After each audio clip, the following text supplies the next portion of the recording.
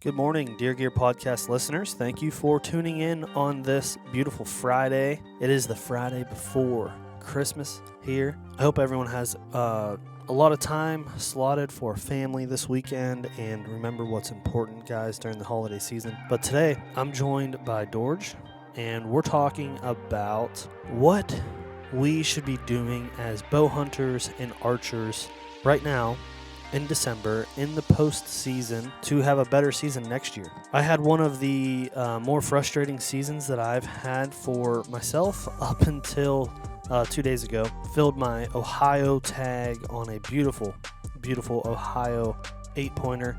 Prior to filling this tag, I talked to Dorge about all the struggles that I went through this year and what I'm going to do now to fix it so I don't have the same things happen next year. I think they say that is what the definition of insanity is if you do the same thing over and over again and expect different results. So I'm taking matters into my hands, extreme ownership here. It's flat out just need to work harder.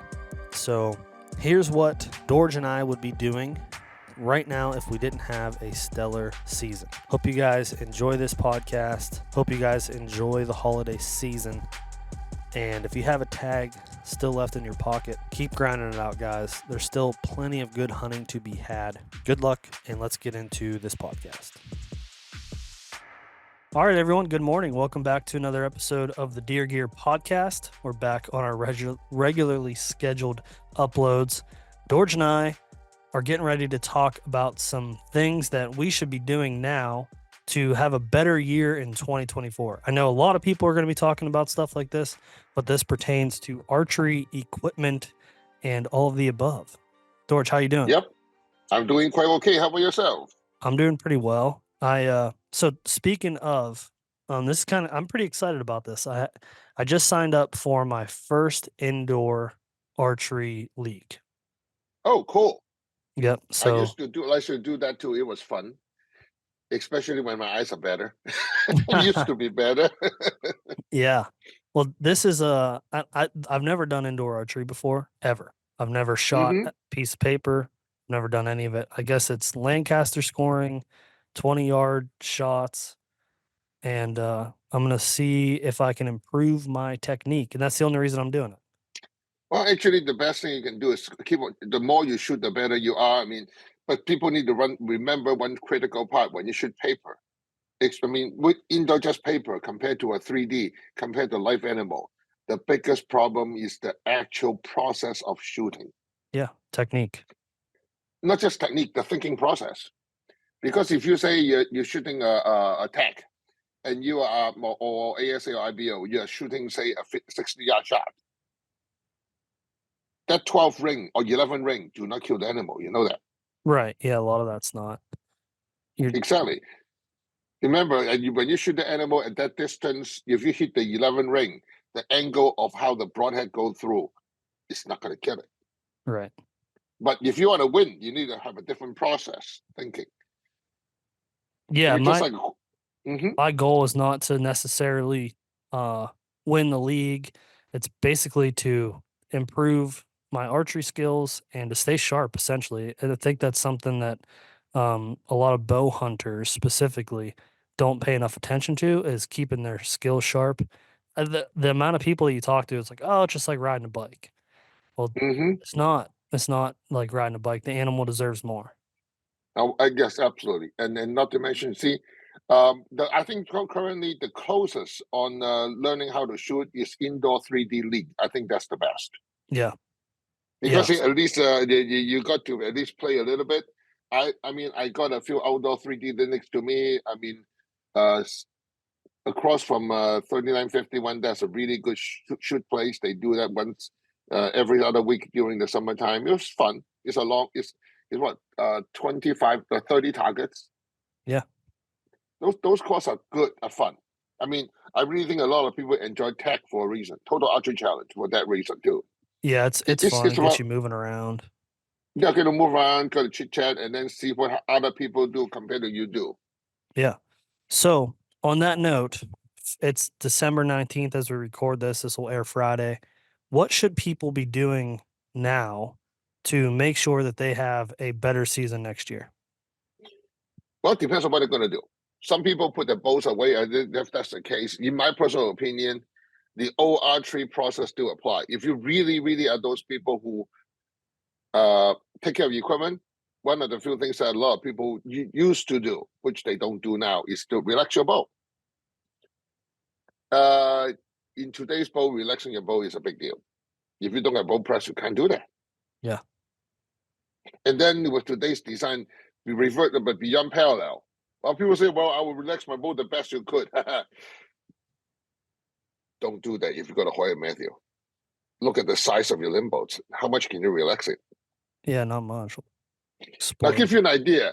The days of the Featherlight, the limb boats are 3.5 inch long.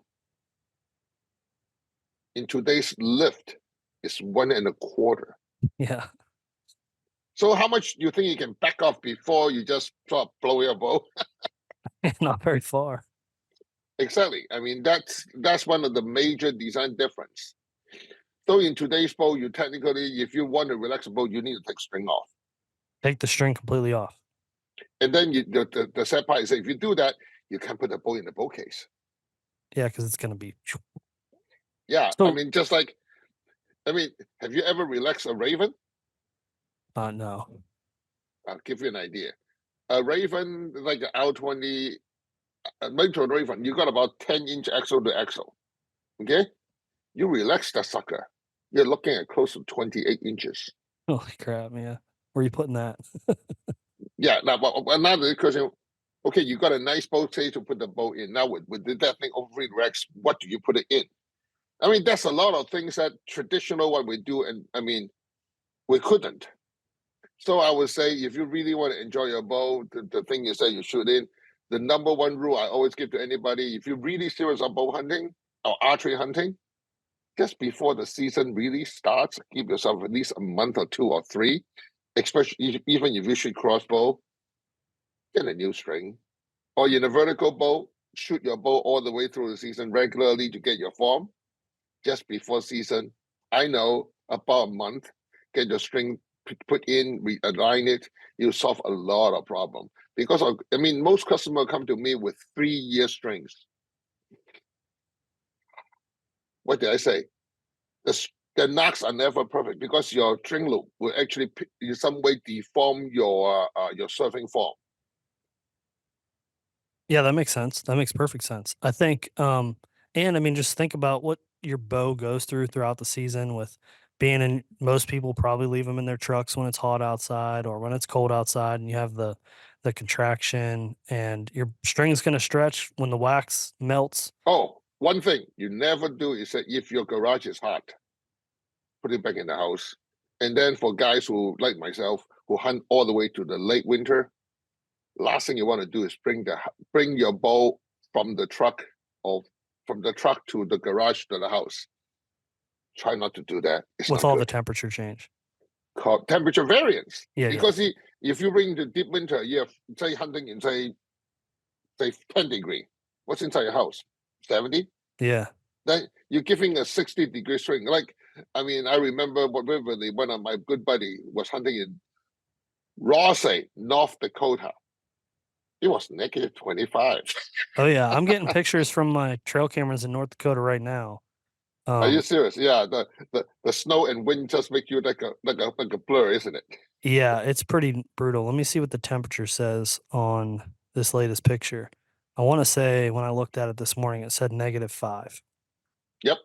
Yeah, the people Yep. just don't understand when you start hitting those temperatures. Yeah, the deer move a little bit slower, but in those places, all of a sudden, ground blind just seems like a really good idea Oh yeah, with a heater. with a nice buddy heater. I agree. Yes, for me, I would just have my USB packs all over me. So, outside of the bow maintenance, let's just take my season for example. Let's just Hmm. well, I'm curious what your advice to me would be. So, North Dakota, I hunted in the early season and bad shot placement, wounded a buck, didn't recover it. Okay. That was September 4th. Hmm. October 8th, I missed the biggest deer I've ever seen in my life. And Oh, then gee. From October 8th until now, December 19th, I haven't drawn my bow back on an animal yet. So how do I progress or move forward, or what should I be doing now to start thinking about Well, eliminating that? well, this is what most of the people would do. Well, it's time to get a new bow, get a new rest, get a new sight, get new arrows. It's going to be a new year, whatever is past me. If you're serious about hunting, don't do that. Get to know your equipment. See, most people get to know their equipment after about 2 seasons. Unfortunately, in today's equipment, 2 seasons that means maintenance. It's like you got a diesel truck, and then after the first 50,000 miles, well, it's time to get a new truck. But if you really know diesel, after you put 100,000 miles on it, that car just got break in. In some way, your memory, your muscle, your know-how to boat is about 2 seasons. So the third season is you really, really get to know your boat effortlessly. Yeah. That means you don't have to think about the equipment. You know how it's going to behave. Yeah. How the sight turns, how the rest behave, all the rest. But guess what? Most people usually buy a new boat every year. They buy in October, instantly go into the season, try to shoot a deer in December with a brand new bow, which they haven't get used to yet. That's pretty much how bad it gets. Yes, let me speak on that for a little bit. So, because that Mm-hmm. is what happened to me the past 2 years, right? So even going back to 2022 season, I wounded a deer in Iowa. I missed a bunch of coyotes, and I told myself that I just had bad relationship with that bow. I needed to sell it and get something new.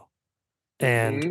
so I did that, right? And then the first animal I shoot at with that bow in September, I wound. And then I'm just going back right through the same process. So what if you go to my hunting career or whatever you want to call it from 2017 to 2021, I shot the same bow and I killed every deer that I shot at it with. And it went there's multiple reasons. One, I got more comfortable with the bow, but Mm-hmm. every experience with that bow was positive. And Mm-hmm. so here's what my advice to someone in my position right now would be. It's December 19th. If your season ends January 1st, you don't have a lot of time to do this, but you could take that into next season. But just get repetitions, shoot more does. A lot of people in the scenarios that I'm in or the hunting industry, it's not cool to shoot does. You got to shoot the big buck. But if you don't have repetitions with your equipment when that big buck comes in and that experience goes bad, your confidence levels just decline immensely. Not just that. It's not just a confidence level. It's not just shooting those. It's simply your subconsciousness, your muscle memory with that piece of equipment, Yeah. and the expectation and second guessing. Yep. That's the part that a lot of people do not recognize is that when you really do all those, I mean, you just like, how do I say it? You want to pick up the equipment knowing exactly how it's going to behave, and it will do exactly what you do. The whole process of second guessing doesn't exist. Yep. I will give you one of the best example. One of my very best pro staff, Charlie Vaporman, he used to shoot the old PFC Performix when they first come out. He got to know the bow so well, so well. He actually become bow hunter of the year, triple crown, and win the IBO World with 22 points. Wow. That means he can skip the last 2 targets and still win. Yeah. Then he joined PSC as a semi-pro. He have to shoot a new bow every year when PSC got a new bow. He have not seen the podium once. Wow. What did that tell you? Yeah. I mean, he hasn't changed. No, but he had to adapt himself to the new bow. And the new bow is not the old bow. It's not just physical or the design of the bow. It's your muscle memory and your confidence and your subconsciousness on with the bow. Yep. Because see, this is where a lot of the people's problem is that when you get that bow, how well do you know it? Oh, this is like a second nature. I know that bow well. If you know that bow so well, what's the difference? It has some improvement, right? No, quote unquote improvement. In other words, it do not behave identical to the old bowl. If it's identical, why are you buying it? Yeah. Yeah. Oh, Right. I mean, I remember the actually. Oh, this is the day in the hand. I've never seen a bowl that quiet. After 15 years of every new bowl, you're saying the same damn thing. If every year is half, gosh, what does it feel like? Yeah. So I mean, if you're really serious in the hunting, the problem is that especially in today's world, with all the newer bows, actually all the newer bows, you can't possibly tune it without owning a bow press and without able to tune the bow yourself constantly. Yeah. I mean, the old days of the bow, like the Matthew Z7 or the DXT and so on the bow, you have two strings. Two. You have the string and the cable. How many string and cable you got on the new bows now? 5. Exactly. You think you're able to maintain all 5 that good? No. I mean, it's a lot easier to maintain. Don't get me wrong. The string, like the people like Vapor Trail, Joey, American Best, Gas, they make fabulous string compared to what we have 10 years, 20 years ago. 10 years, I mean, that's how good they are. I mean, they are technically zero stretch. The moment you get the string, you put the pip side, shoot 3 rounds, the pip side ain't moving. You don't get that.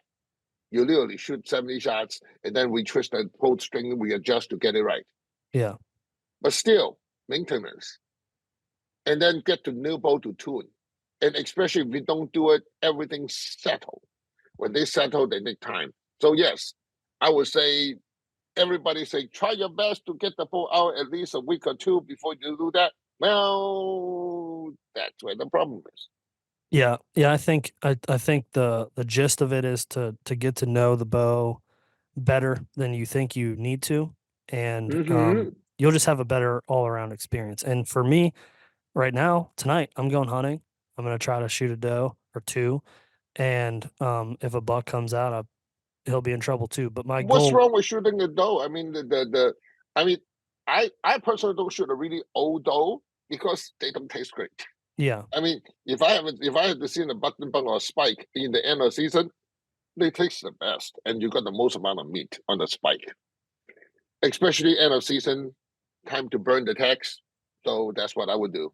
yeah, I still have 3 tags on me. yeah, So we better get to work. I intend to. I'm going to be in Southern College in downtown Chicago area next to the recycle plant hunting on Wednesday. When does Illinois season go out? January 15th? No, I think it's January 12th this year because of the season. And then, of course, it's gun season, but it's the last call cleanup season. You got handgun, shotgun, whatever, but you can only shoot those at that moment. But at the same time, in Illinois, because of the way the deers are behaving, a lot of bucks drop their horn. So you may Yeah, see a ginormous doe. Yep, gets this doe's waxed. got balls. Yeah, yeah. Yeah. We have the same problem. So Ohio's season ends this year. It's always the first weekend in February. So we can Oh hunt wow. all the So way to February. but then because of the how the global warming and all the things behaving. I mean, I got videos on dome on buck mounting fawns in February 2nd. Yeah. That's 2018. I got a video on that. Yep. So think about it. You remember a fawn will only go into heat when you reach a certain body weight. Yeah. If the fawn was coming on the mount on February, where's the fawn being dropped? It's going to be 290 some days before that. Right, then when will the fawn be big enough to give in the heat? We Yeah. may look at March, Right. Yeah. Yeah. So in other words, this year, this year I'm seeing some because we got a lot more deer coming back because of the EXE, the blue tongue, they're all gone now. So we got a lot more fawn that was big drop coming in the hit in sequence. That's the reason I'm expecting a rut in January. Yeah. Yeah. We've seen that a lot. And then, so there's, with that said, there's still some good experiences to be had. So, Oh, absolutely. I mean, the thing is that if there is fawn getting in the heat, the horn is not going to come off that easily. Right. Because Right. when they smell that, they got to go nuts. Here's one for you, Dorge. I'm going to show you a picture. I don't know if you'll be able to see my screen. See that? Oh, that's a pretty nice one. That's this morning out in North Dakota. Oh, cool. Yep. Yeah, actually, a lot of people of mine, I remember the father and son, they bought a lot of PSC Tech 15 Arrow for me. He usually buy 2-3 dozens for him and 2-3 for his son. That's what his son, and they went to the whole summer during about August. They went up there to shoot prairie dogs. Oh yeah, that'd be cool. Yeah, on a $50 an arrow. You That's remember not Tech cool. 15 arrows, Tech 15 26-inch arrow with 5 out in it. Those are $50 an arrow. Hey, but if you're going to have fun, go for it. I mean, I remember some customer called me. I'm doing a shoot in Texas. They call me and order $3,000 fine up for a week for a shooting weekend. That's All a lot. greens. That's a lot. So, Well, speaking of arrows, if you've had your bow for 5 years, you love it, and you know it, and everything's good, but say No. I think that was the wrong saying. You should have a bow for as long as you can possibly shoot with it. What you improve on is the arrow. That's what I'm getting at. So, say the manufacturer that has made the arrows that you shoot no longer makes them, or you lost some, or you broke some. What improvements can the archer make on that side? What should someone be looking for in an arrow to make their bow experience better? Well, first of all, in today's bow, depends on what bow you have.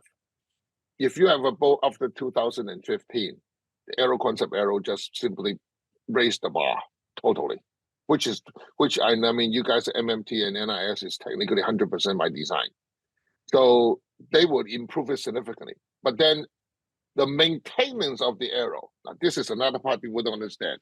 Unless you start shooting arrow wave, when you shoot a sport wave, even arrow wave will have that, but not as dramatic as sport wave or every single arrow. When you put about 50 shots through an arrow, the spine will change. Not spine number, spine Dynamic. location. It is like, I will give you a basic example. If you really enjoy driving and you put something like 15, 20 miles on a brand new set of tires, and if you're one of those, not one of those, first of all, you need to retorque your lug nuts. Then you need to, about I would say 5 to 10,000 miles, you should rebalance, rotate your tires. A lot of people don't do that. But that is where the problem is. See, every time you shoot it, the arrow, especially when you're high let off bow with a high front of center, you're putting extreme stress on the arrow. In other words, all the carbon fiber in some form are realigning every time you shoot it. And then when you impact it, it'll realign again. You are relying on extreme amount of the resin is to keep your arrow straight, to keep your arrow having a flex, and keep the arrow bent. When you have all of the above, what do you think is going to happen to the arrow? You're gonna have some changes. Arrow, exactly. So that's the reason a lot of times I shoot this arrow so good for the last, say, depends how much you shoot. I mean, if you shoot, say, just like I will quote Rod Weiss, the Olympic gold medalist, if you got an aluminum arrow, you got 72 shots out of it. You got a carbon arrow, yes, you can get 500, 1,000 shots out of it. But remember, the arrow is changing its behavior. So that's the reason when you finish shooting it, all of a sudden, you shot enough, like 20, 30 shots, and all of a sudden the arrow don't behave right. No, the arrow is not being shot out. The arrow spine just moved. Now, of course, the lower the let off, the lower the poundage, the shorter the arrow, the less the effect. In the case of, say, a 30-inch guy with 70 pounds, if you shoot an arrow about 40, 50 times, after you do that, put it back on the spine. Yes, it shouldn't move for most people, but because of the arrow multi-layer construction, who is dominant layer? Usually the case the outermost, but they will change. They actually change, but the change can be as much as 45 degrees. So what happened to your vein position? Come your launch position. Yeah, it's completely on the other side of the arrow. Yes, and yes, This is what a lot of people they say they love the whisker biscuit for one reason. The whisker biscuits circumvent this phenomena. Why a drop away, any prong rest or any drop of rest, you exaggerate that phenomenon. Why is that? Because whisker biscuit cover the entire arrow 360 degree. That's the reason the new whiskers in some angles they do not behave like the old whisker. Because they do not. In other words, if your arrow flexing say at 8 o'clock, there's whiskers there to bounce it back. Because your arrow is not actually pushing on the bottom. That's the reason the original black whisker all the way around is the most forgiving rest, except you don't behave with the veins. Yeah. The new ones with the black on the bottom and the brown on the top, sometimes your problem is more because the arrow is not even flexing on the black part, which is the heavier whisker. Yeah. So imagine all of a sudden you shoot a long time and the arrow move from say your 6 o'clock position on the first flex point and move to say 8 o'clock position. Well, what are you launching the arrow point off? The arrow is now flexing towards your left-hand side of your arrow rest now. Yeah. And then if you shoot a fixed blade with a high FOC, now it's detrimental. You won't even hit the target anymore. Yeah. Because the training of the arrow tip catching the wind is so obvious. So would it be a good idea at the end of the year? I think there's a few benefits to this actually now that I think of it, but would it be a good idea to just strip your fletchings every year and then refletch? No, don't need to, because then you're overdoing it. But at the same time, you need to understand, if you shoot arrow vein or any hard veins, after the full season, exposed to ultraviolet, exposed to coldness and so on, the vein may not behave. So you should feel the vein and see whether the plastic texture is the same. If it's not, strip it. But then the first thing you need to do is that put your arrow on a spine machine, re-spining to see how much off it is. Like yesterday, I got a customer send me what that will be this whole boxes right here. That is 3 dozen arrow. 8 of them is so off spine, it's not even funny. That's on crossbows of 22-inch. Wow. She shoot it for 2 years. Say, those 3 of the arrow, some of the arrow just don't hit right. Why? Well, I put all of them through a spine machine. 8 of them is totally off spine. Dang. Now, those are the good arrows. Those are the Black Eagle executioners. Without the arrow concept, though, arrow concept will help you a bit because that portion don't move that much. Sure, it makes it like a shorter arrow. Right, and then the harmonics will help because you got double layer, so that part don't twist that much. So whatever you put in, it stays reasonable. But the tail end of the entire, say, you got a 22-inch, you put 6 in it. Well, you still got that section that do not have the carbon in it. Yeah. So that section can do whatever that you want to do. Remember, the arrow is going to do what it do. In other words, the old weakest link come into play. And yes, when the weakest link kick in, and the weakest link is changing. That's another part people forgot. And yes, a lot of people say, "Oh, the new carbon arrow can't be shot out." That's a lie. I was just going to ask that. Is there a point in where it does actually get shot out? It is not the carbon; it's the resin that bind the carbon that will be shot out. How do you know? You'll find out all of a sudden your arrow just no longer shoot the same spot because the spine changed. At that moment, the spine is no longer the spine of the first dynamic band. We're talking the arrow to resist being bent. That's the true spine number. When the true spine number, the arrows have dropped, the arrows got shot out. Okay. I mean, in the case of aluminum, it is called the metal fatigue. Because you're dealing with 7 series aluminum, you bend it enough, just like you bend a piece of metal enough. Yeah, weakens. Yep. You bend it a few times, it immediately weakens. But when you notice it, that's where the difference is. Sure. You notice it weakened enough to the point that you no longer have the characteristic you desire. Yeah. Yeah. I think that's a good point. I think what I was thinking with refletching them, it is a lot of work, but it also gives you you're more inclined to inspect the arrow if you're taking the fletchings off and making sure that arrow is actually safe to continue to shoot. Right, but this is where the arrow vein and the arrow vein glue and all that come in. Unlike other, imagine that you are fletching it with the Bowling Platinum Plus or the Gold Tough and so on, and then you are fletching a helical. How much glue you think you're putting on it? For the average. for the amount of glue, just put it this way, you're shooting a 3-degree helical on a 246 on a blazer. How much glue you think is on that thing in order for it to stick right? well, you got to put a lot on the Q2i. So Yep, you put about 0.8 to 1.2 grain of glue. yeah, it's a lot of glue. And then you tip the front to make sure it didn't come off. Then you're pushing to 1.6 grain of glue. Now, this is actual numbers. Do you know how much of glue you put on an arrow wing strict fletch on a 246 or any arrow for that matter? I don't know the number, but I'll say 0.5 grains. 0.03. Oh my God. That's like no glue. Now, remember you've been fetching arrow wing when you do the MMTs and the Yeah. NIS? How long did that bottle of glue last? Oh, they last a long time. For me, it's average 60 to 80 dozen of crossbow before I finish that 20 grain bottle, 20 gram bottle. Yeah. And you just remember when you fetch it, you use your Q-tip to wipe off over 50% of the glue after you put it on. Right. That's the reason I say, wait a minute. That means that bottle of glue, I only using half of it to glue. The rest I wipe away. True. Yeah. That's the reason one day I just, for the heck of it, I just find a tiny piece of carbon. I put one thing on, I try to measure it. Well, my grain scale go up to 0.01. Is it really 0.03 to 0.04? I said, no, let me do that a few more times. Yes, the average is 0.03 if you wipe both sides of the glue off. Wow.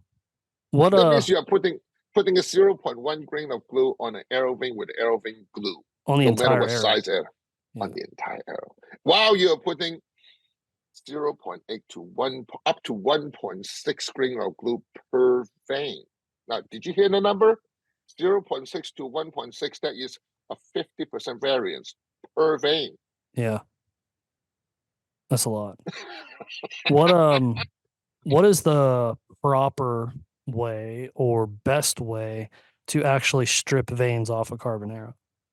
Yeah, if you're using, say, if you use a non-weave arrow, the correct way, I mean, you do not use this arrow on anything from deer crossing or the obeeman. This will kill the arrow or some of the carbon force. You use the stripper, you take the arrow off. Now, this reason that anybody who fletch arrow correctly, they should have no less than 3 bottles of acetone. Because the moment your blade touches the shaft, you're scratching it. So you want to cut the shaft the best you could, and then you put the arrow shaft into the acetone, the first bottle, which could do your dunk. That itself will chemically remove the ester, whether it is gold tough, whether it is even boning platinum, it will melt it. But then with the boning, the glue become a solvent. So you need to replace the bottle often. It would actually eat the glue and then fully drop out. Say, oh my God, you're removing the shaft. No, you don't. All the new shaft that is done correctly use epoxy. They're inert to acetone.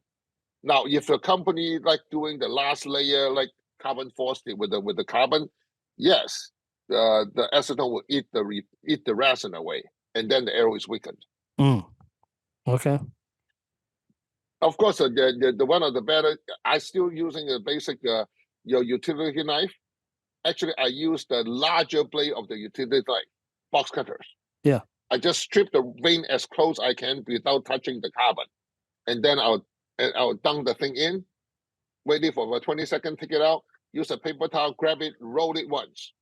You get majority of the surface glue out. Put it in the second time. Then the rest of the glue will dissolve. Then you take it out and do it one more time and do it the third time. You'll find out the arrow is like brand new, like you've never been touched. Yeah. Yep. But That's the then same just remember, process. when you're dealing with an arrow vein, you got 0.03 grain of glue. When you're dealing with the others, you got 0.8 to 1.6 grain in the worst case. Yeah, it's a Your lot. acetone is not going to last. If you look at it, 1.8 divided by 0.03 is a very big number. What is it? It's 60 times. Yeah. So that's how ridiculous it can get. So And I think one thing to note too is to make sure you do the first step, because like trying to cut it off, because there was a few times where, like, say I had initially just fletched an arrow and I was like, man, that's not quite on the first dynamic bend. I got to strip it and move it. If you try with aerogel or the what's the fletching glue? AG. AGO 600, yes. Yeah. So if you try to just take something and rip it off, you're more likely to rip the carbon off the arrow than to break that adhesion from the glue. Yeah, because it's over 680 pound of force. Yeah, it's sickening. So make sure you do just try to cut it, soak it, and go that route. Yeah, actually, that's quite a good defletching tool. The thing is that the worst thing you do is that you use too much force or use a blunt knife. A blunt knife is an uncontrollable knife. In other words, you're going to cut the carbon a lot worse than you thought. Yeah. So that covers that. That's good. Inspect that. If you have to refletch, that's the process. Yeah.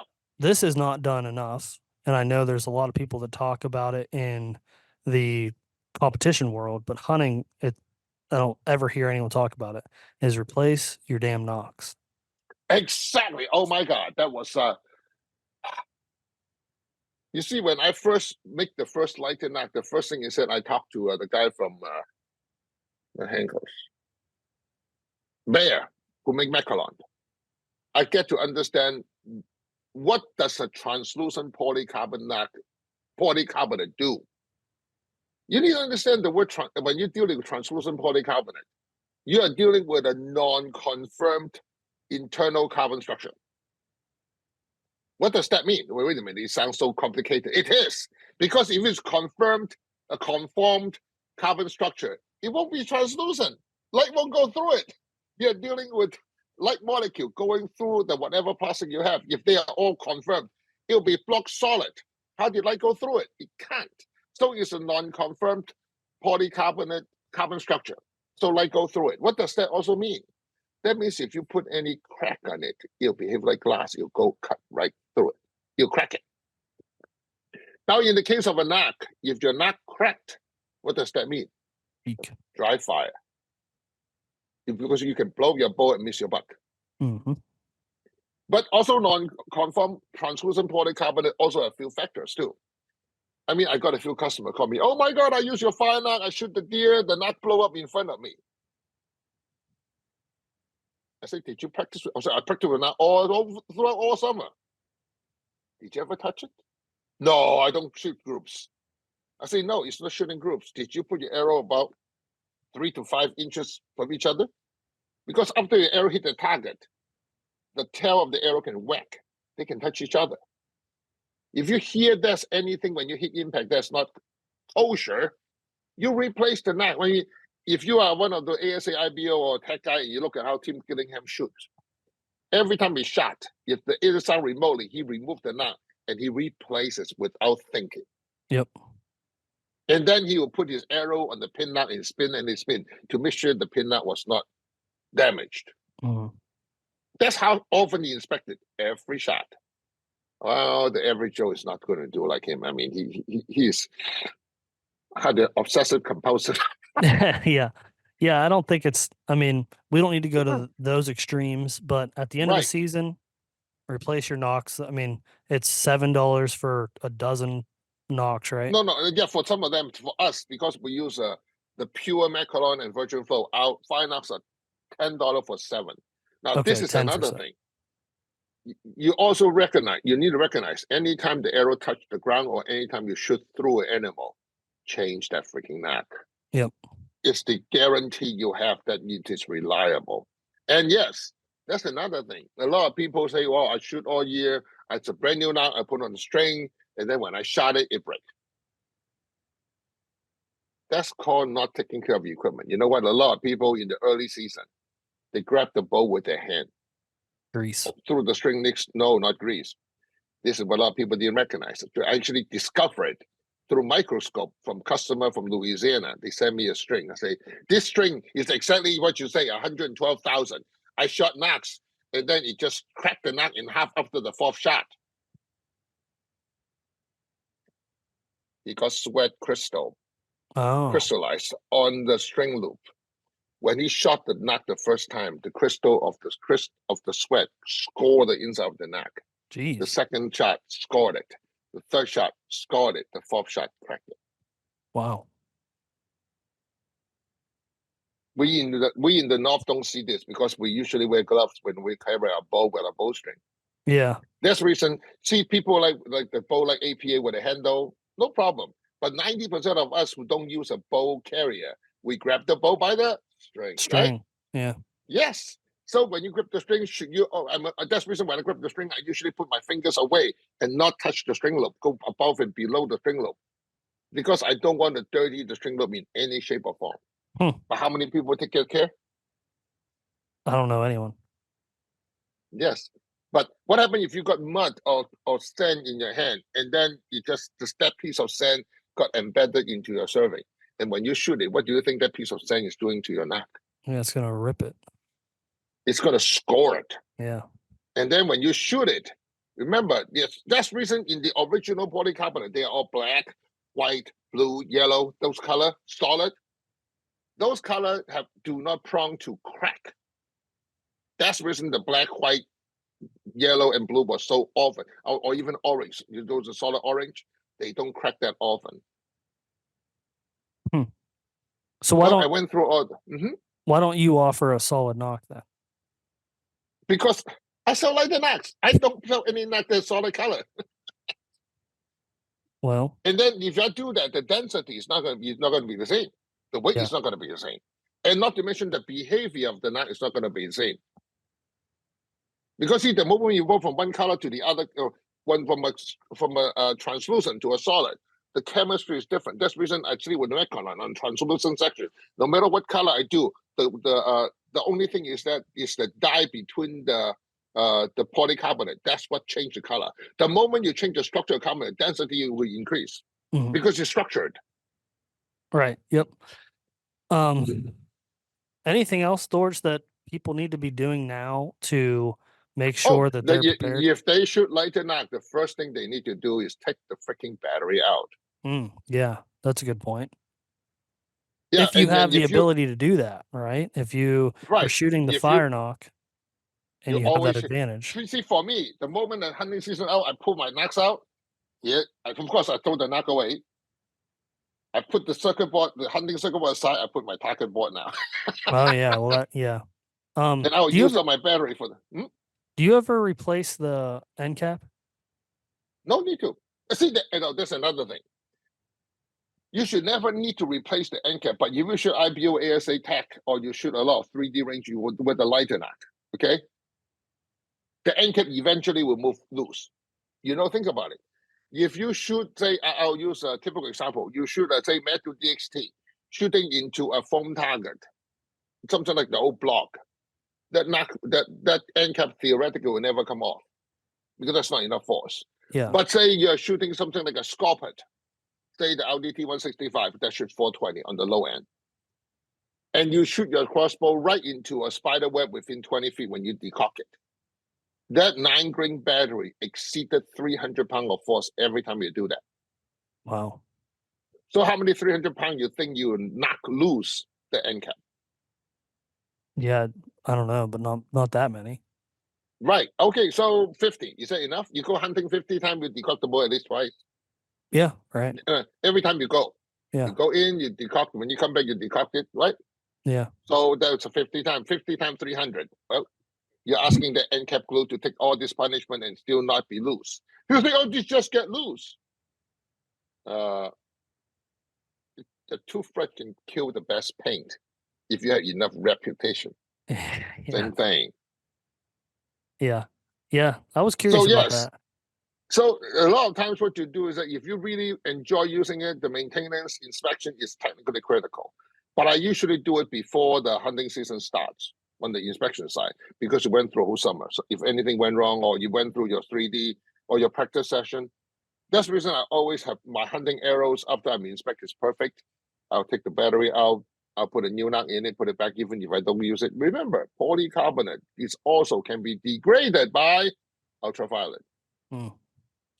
You're out there, you put in your trunk, you put in the back of a car. Another thing, your veins. And vein will actually change its characteristic, elasticity, based on exposure to temperature variance and ultraviolet. So yeah, some of the 3-4 years, I got a customer send me back is 2016 Aerobow 3, which is in the back, same thing. 8-9 of them are actually, a dozen and a half of them come on in 2016. Wow. So yes, I have to replace their veins. The veins are just crispy. So if we shoot, he is from northern New York. So we just strip them, put new veins on it, and be done with it. Yeah, I mean that's not. You got 7 years out of them.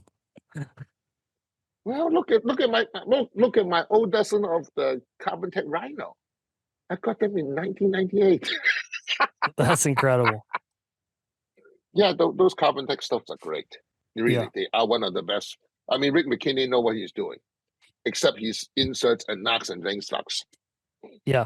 If I had another piece of advice to someone listening to this now, wondering like, what can I do to make sure, like if you are thinking about that, you really, really care about what you're doing, you are super serious about hunting and archery, don't wait until July, August, September, October to buy new arrows.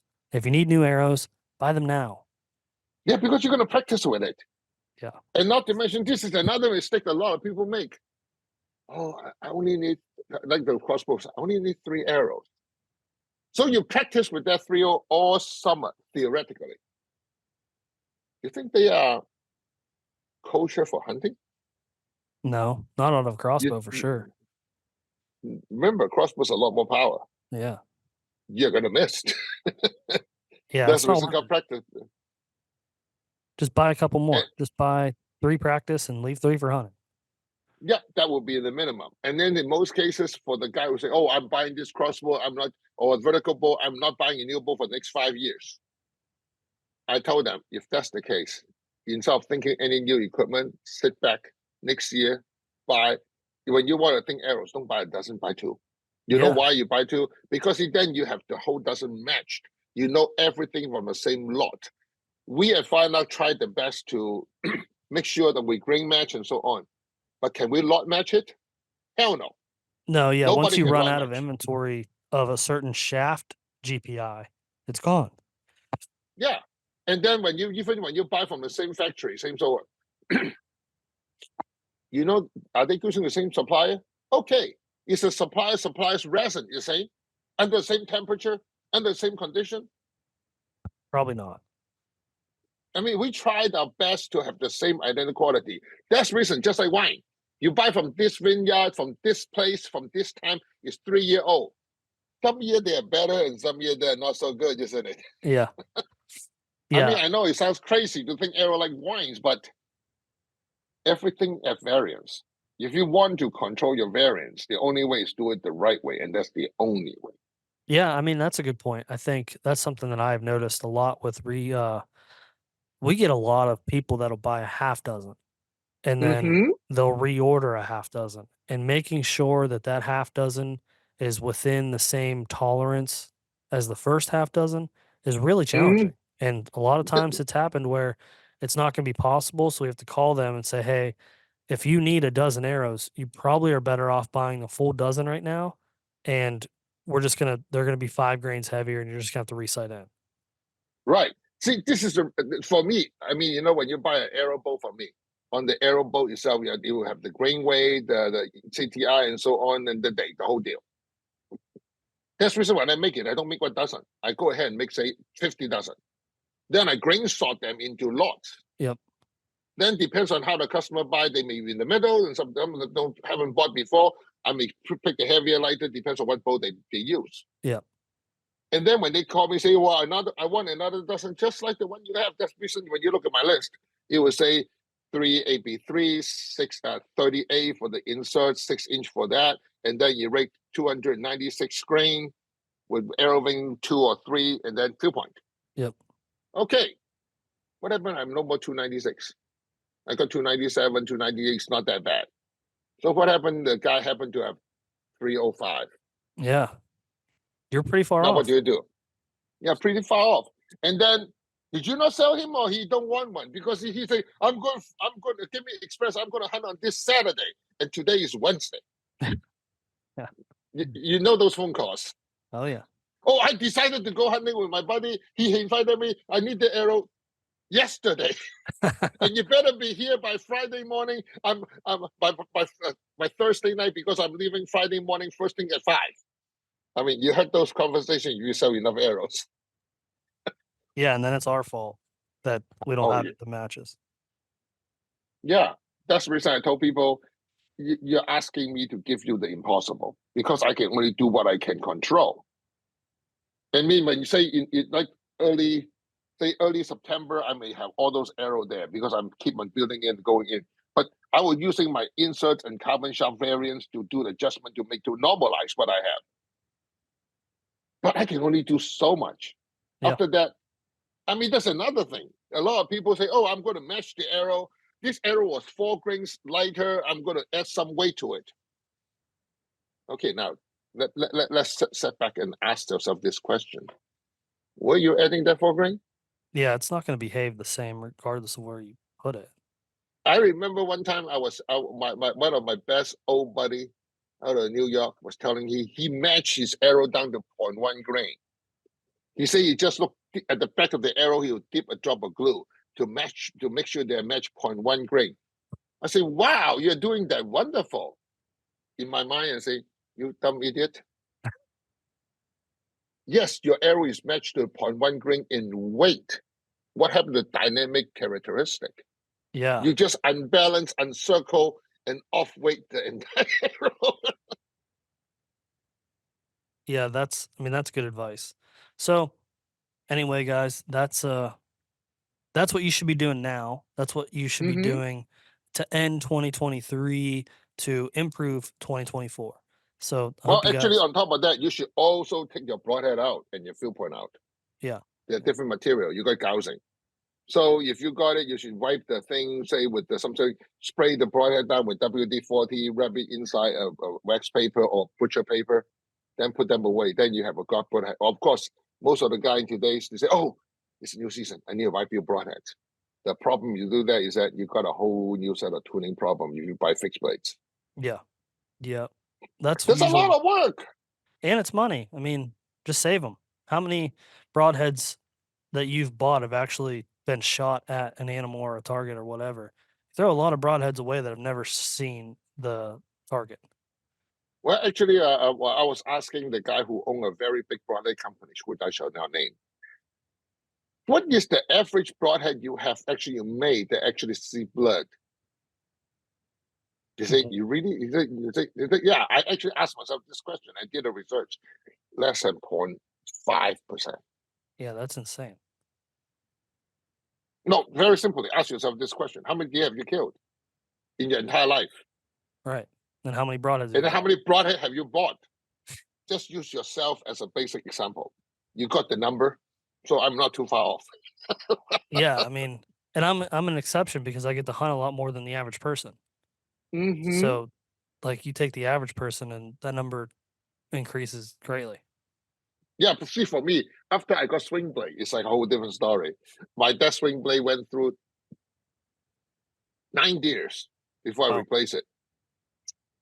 That's pretty impressive. I have to replace the blade. That's it. Yes, another thing. When you go through a season, check your blades because see, you're outside. You think your arrow, your broadhead inside the quiver and everything is hunky dory. I got news for you. They aren't. Because see, you're dealing with the screws on your blade. You're dealing with the furrow on your furrow on top of the furrow with the broadhead or field point connection.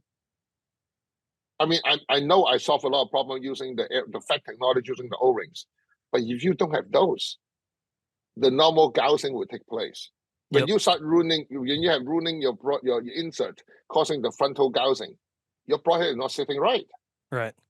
Now you need the APS to clean your insert before you even put a broadhead on it.